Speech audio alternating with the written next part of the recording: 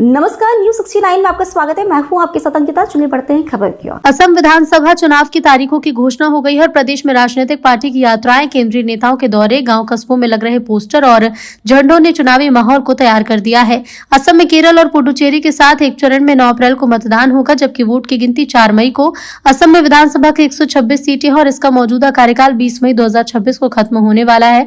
इस साल के चुनाव के लिए राजनीतिक दल तैयार हैं और ऐसे में इस बार क्या कहते हैं असम के समीकरण, बीजेपी कांग्रेस के साथ क्षेत्रीय दलों की भूमिका कितनी महत्वपूर्ण रहेगी, इसी पर करेंगे चर्चा। लेकिन पहले देखिए रिपोर्ट। एक चरण की चुनाव, कांटे की टक्कर और सांस्कृतिक विविधता के इर्द गिर्द घूमता असम राज्य में विकास, नागरिकता और क्षेत्रीय अस्मिता जैसे मुद्दे अहम हैं। 35 जिलों वाला असम अपनी 4 ब्रह्मपुत्र नदी के लिए प्रसिद्ध है और पूर्वोत्तर का सबसे बड़ा राज्य है। असम उत्तर पूर्व में स्थित है, जो भूटान, बांग्लादेश के साथ कई पूर्वोत्तर राज्यों के लिए अंतर्राष्ट्रीय अंतर्राज्यीय सीमा साझा करता है। असमिया यहाँ की मुख्य भाषा और बीजेपी सरकार की असम को अगले 5 साल में प्रमुख औद्योगिक केंद्र बनाने की योजना। यहाँ के राजनीतिक परिदृश्य को देखें तो असम में मुख्य रूप से बीजेपी कांग्रेस के नेतृत्व वाले गठबंधन के बीच कड़ी टक्कर है। राज्य में 35 जिले हैं, जिसमें से हाल ही के सालों में नए जिले जोड़े गए। ये स्पष्ट हो गया है अभी कि माननीय प्रधानमंत्री जी के नेतृत्व में आज असम हो या उत्तर पूर्व भारत हो या सारा देश जिस हिसाब से विकास की रास्ते पर तेज से चलने लगा है, तो इसका मूल कारण यही है कि माननीय प्रधानमंत्री जी ने देशवासियों को निष्ठापूर्वक सेवा की है। पिछली 11 साल के अंदर निरंतर उनकी द्वारा जो भी नीति, जो परियोजना ली गई है, हर नीति और हर परियोजना को सही समय पर लागू करके जनता को सामाजिक न्याय दी है और जनता की अर्थव्यवस्था को मजबूत की है। और असम में विशेष रूप से कांग्रेस ने 55 साल राज किया।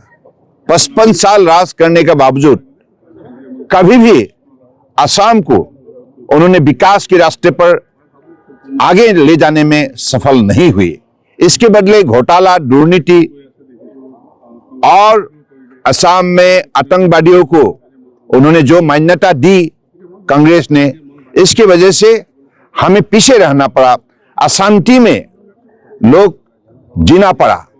तो उस अंधकार माहौल से अभी जो रोशनियों का माहौल पे अगर किसने लाया है तो वो व्यक्ति है हमारे देश के आदर्शवादी नेता, दुनिया के सबसे लोकप्रिय नेता प्रधानमंत्री नरेंद्र मोदी जी। उन्होंने असम और नॉर्थ ईस्ट को इतना बड़ा महत्व दिया, आप विश्वास नहीं कर सकते हैं कि सिर्फ 11 साल के अंदर 7.5 लाख करोड़ उन्होंने इस क्षेत्र के विकास के लिए मदद की है।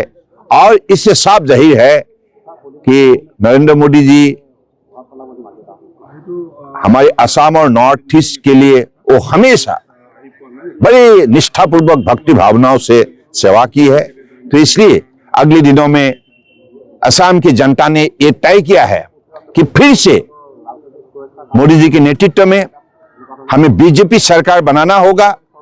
और असम में वर्तमान जो मुख्यमंत्री है डॉक्टर हिमंत बिस्वा शर्मा जी, उन्होंने भी निरंतर इस विषय पर जो भी मेहनत की है, इसलिए जनता खुश है। और जनता ने यह निर्णय किया है कि हमारे विकास के लिए, हमारी शांतियों के लिए, हमारे मर्यादापूर्वक जीवन के लिए हमें बीजेपी सरकार बनाना ही होगा। सर, क्या लगता है असम में कितने सीटों पे अभी 100 के आसपास हम पहुंच जाएंगे। बीजेपी और गठबंधन जो है, हम साथ मिलकर will close to 100 seats. Sir, ये महागठबंधन जो हुई है कांग्रेस के द्वारा, वो अलग ही दावा कर रहे हैं जो असम में इस बार बीजेपी की सरकार नहीं होगी, आने वाले समय में हम ही गठबंधन की सरकार बनाएंगे। सर, कांग्रेस ने असम की जनता को जो भी अत्याचार की है, नाइंसाफी की है, इसके लिए जनता कभी भूलेगा नहीं, उनको फिर से सजा देगा। सजा कैसा होगा? उनको किसी भी हालत में मदद नहीं करेगा और इसके बदले बीजेपी को हमेशा जैसे मदद करते आए हैं ऐसे ही मदद करते जाएंगे। फिलहाल इस खबर में इतना ही। आप बने रहिए न्यूज 69 के साथ। नमस्कार।